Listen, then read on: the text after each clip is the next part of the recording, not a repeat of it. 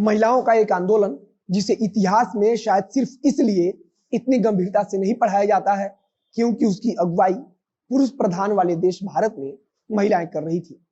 महिलाओं की अगुवाई में चलने वाला एक आंदोलन जिसने उस समय की सबसे ताकतवर नेता समझे जाने वाली तत्कालीन प्रधानमंत्री इंदिरा गांधी की रातों की नींद उड़ा दी थी। हम बात कर रहे हैं चिपको आंदोलन की। यूं तो आमतौर पर हमने कई समाज सुधार वाले आंदोलन के बारे में पढ़ा है, हम सब ने चिपको आंदोलन के बारे में भी पढ़ा है, लेकिन इसके बारे में सिर्फ इतना पढ़ा है कि यह पेड़ों को बचाने वाला एक आंदोलन था। लेकिन इस आंदोलन की अगुवाई कौन कर रहा था, यह आंदोलन कहां से शुरू हुआ और यह आंदोलन कैसे अपने अंजाम तक पहुंचा और कैसे उस समय की सबसे ताकतवर सरकार समझे जाने वाली इंदिरा गांधी की सरकार को हिला दिया था, इसके बारे में पढ़ना और जानना शायद हमने जरूरी नहीं समझा। आज चिपको आंदोलन की वर्षगांठ है, तो सबसे पहले हम भारत भूमि की उन वीर महिलाओं को नमन करना चाहेंगे जिन्होंने यह हिम्मत जुटाई कि वह पेड़ों की रक्षा के लिए समाज की बेड़ियों को तोड़कर सामने आएंगे। आज चिपको आंदोलन की वर्षगांठ पर हम आपको वह कहानी बताने वाले हैं कि कैसे महिलाओं ने पेड़ों से लिपटकर देवभूमि उत्तराखंड के हजारों वृक्षों को बचा लिया था। नमस्कार, मेरा नाम है मोहित कुमार सिंह और आप देख रहे हैं जनता जंक्शन का विशेष कार्यक्रम अतीत। हम अक्सर जब चिपको आंदोलन के बारे में बात शुरू करते हैं तो हमारे मन में साल 1973-74 और मौजूदा समय का उत्तराखंड और तत्कालीन उत्तर प्रदेश का उत्तरांचल आता है। हम यहाँ थोड़ी सी गलती कर देते हैं क्योंकि चिपको आंदोलन का इतिहास 1973-74 से शुरू नहीं होता, बल्कि इसको सैकड़ों साल पहले चिपको आंदोलन की नींव पड़ चुकी थी। नींव पड़ने से मेरा मतलब है कि चिपको आंदोलन का विचार आ चुका था। 18वीं शताब्दी में राजस्थान से इसकी शुरुआत हुई थी। उस समय राजस्थान में पेड़ों की खूब कटाई हो रही थी। उसी समय बिश्नोई समाज की महिलाओं ने राजस्थान के अंदर पेड़ों को बचाने के लिए एक अनूठा आंदोलन चलाया। केहरी नाम का एक वृक्ष होता है, इसी वृक्ष को बचाने के लिए राजस्थान के बिश्नोई समाज की महिलाओं ने अपनी जान लगा दी। अब आप इस आंदोलन के बारे में पढ़ेंगे तो आपको पता चलेगा कि अमृता देवी के नेतृत्व में 383 लोगों ने वृक्षों की रक्षा के लिए अपनी जान गंवा दी थी।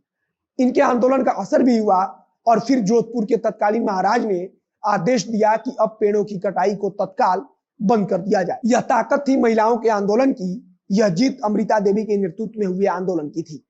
इसी आंदोलन ने समाज के अंदर वृक्षों को लेकर एक नई भावना उत्पन्न की। वैसे भी हमारे देश में पेड़ों के महत्व को समझते हुए ही कई पेड़ों को धर्म के साथ जोड़ा गया जिससे उनको बचाया जा सके। 2004 में बीबीसी ने एक रिपोर्ट प्रकाशित किया था जिसमें चिपको आंदोलन का जिक्र करते हुए लिखा था कि वन संरक्षण के इस अनूठे आंदोलन ने न सिर्फ देश भर में पर्यावरण के प्रति एक नई जागरूकता पैदा की, बल्कि अंतर्राष्ट्रीय स्तर पर इको फेमिनिज्म या नारीवादी पर्यावरणवाद का एक नया मुहावरा भी विकसित किया। हालांकि बीबीसी ने 1974 में हुए चिपको आंदोलन के लगभग 30 साल बाद यह लेख प्रकाशित किया था, लेकिन यह इस चीज को समझने के लिए काफी है कि भारत की महिलाओं द्वारा चलाया गया कोई आंदोलन अंतर्राष्ट्रीय स्तर पर क्या पहचान बना पाया था।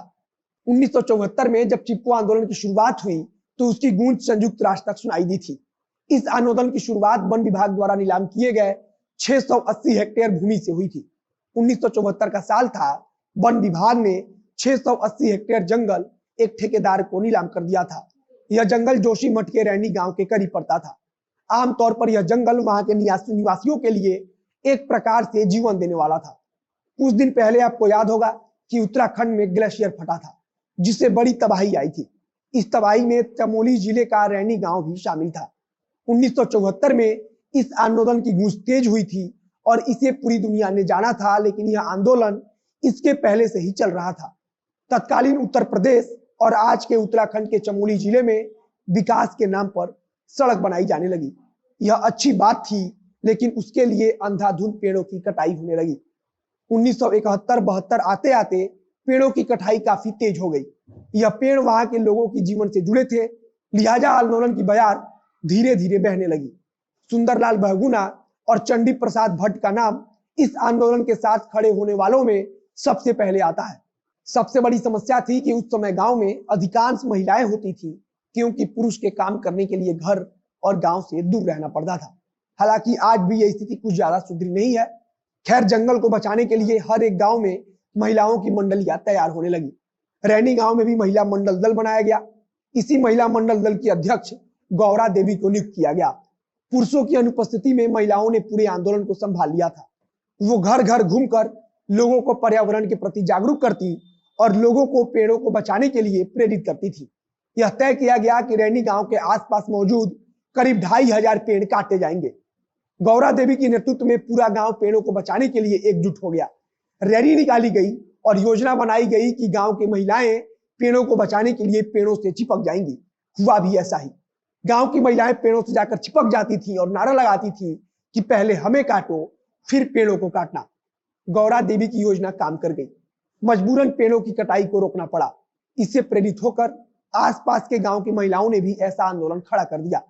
मजबूरन भारत सरकार को पेड़ों को काटने का फैसला वापस लेना पड़ा और प्रधानमंत्री इंदिरा गांधी को वन संरक्षण कानून बनाना पड़ा। उस कानून के तहत इलाके में पेड़ों की कटाई को 15 साल के लिए रोक दिया गया और भारत सरकार ने वन एवं पर्यावरण मंत्रालय भी बना दिया। इसके पहले वन एवं पर्यावरण का कोई अलग मंत्रालय नहीं होता था। धीरे धीरे समय के साथ यह आंदोलन भारत से निकलकर दुनिया के हर कोने में फैल गया। गौरा देवी से प्रेरणा लेकर दुनिया भर के पर्यावरण प्रेमी चिपको आंदोलन करने लगे। गूगल ने चिपको आंदोलन की वर्षगांठ पर डूडल भी बनाया था, जिसमें कहा गया था कि यह इको फेमिनिस्ट आंदोलन था जिसकी शुरुआत और योजना सब कुछ महिलाओं की देन थी। अक्सर इस पर सवाल उठते रहते हैं कि महिलाओं के इस आंदोलन को केवल कुछ लोगों तक सीमित कर दिया गया, जिसकी वजह से इस आंदोलन में महिलाओं की सहभागिता और उनके श्रेय को कमतर आंक लिया जाता है। हालांकि यह बात बिल्कुल सही है कि भारत की महिलाओं ने पूरे विश्व को शांति से पर्यावरण के लिए कैसे लड़ना है यह सिखाया था।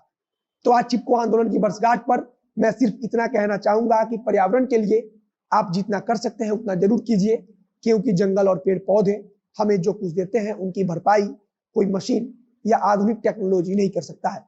वीडियो अच्छा लगा तो शेयर कीजिए, फेसबुक पर देख रहे हैं तो पेज को लाइक कीजिए, यूट्यूब पर देख रहे हो तो चैनल को सब्सक्राइब कीजिए। मिलते हैं फिर बहुत जल्द अगले वीडियो में किसी नई कहानी के साथ। कैमरे के पीछे खड़े हैं वरुण झा और मैं मोहित कुमार सिंह। धन्यवाद।